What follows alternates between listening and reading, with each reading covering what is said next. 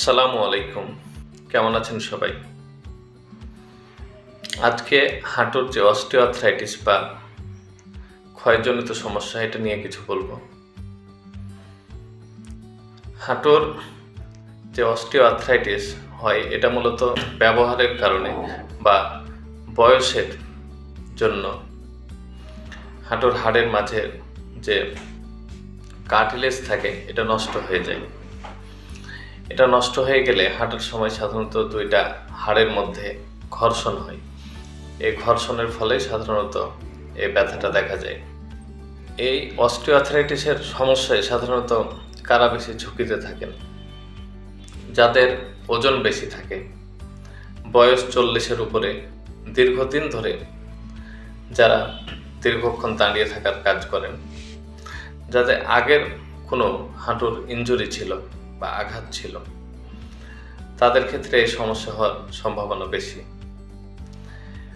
এইরকম একটা সমস্যা হলে সাধারণত যে লক্ষণগুলো দেখা যায়, যেমন চলাফেরা করতে কষ্ট হয়, চলাফেরা করার সময় ব্যথা হয়, সিঁড়ি বেয়ে উঠতে ব্যথা হয়, ওঠানামা করতে,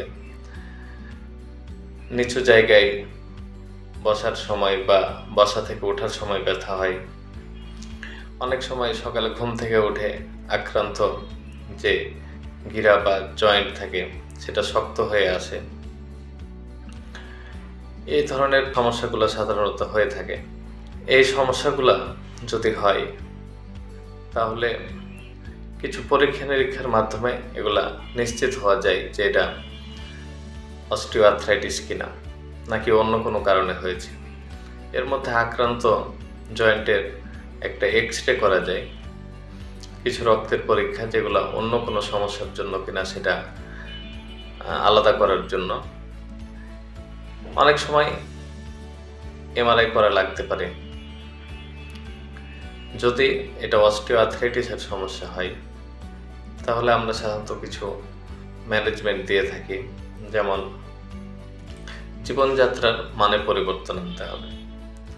এর মধ্যে রয়েছে ওজন কমানো, হালকা প্রকৃতির কিছু ব্যায়াম করা যেতে পারে, সাথে ব্যথানাশক ওষুধ খাওয়া যায়, আর ফিজিওথেরাপি দেওয়া হয়। অনেক সময় ফিজিওথেরাপি, জয়েন্টে ইন্ট্রা-আর্টিকুলার ইনজেকশন, অনেক সময় সার্জারিরও প্রয়োজন পড়ে।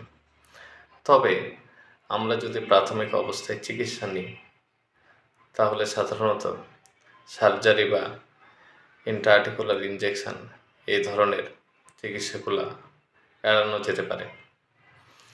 সবাই সচেতন থাকবেন এবং সঠিক সময়ে চিকিৎসা নেবেন। হাঁটুর সমস্যাকে অবহেলা করবেন না, না হলে আপনাদের দীর্ঘমেয়াদী বড় ধরনের ক্ষতি হতে পারে। সবাইকে অসংখ্য ধন্যবাদ। আসসালামু আলাইকুম।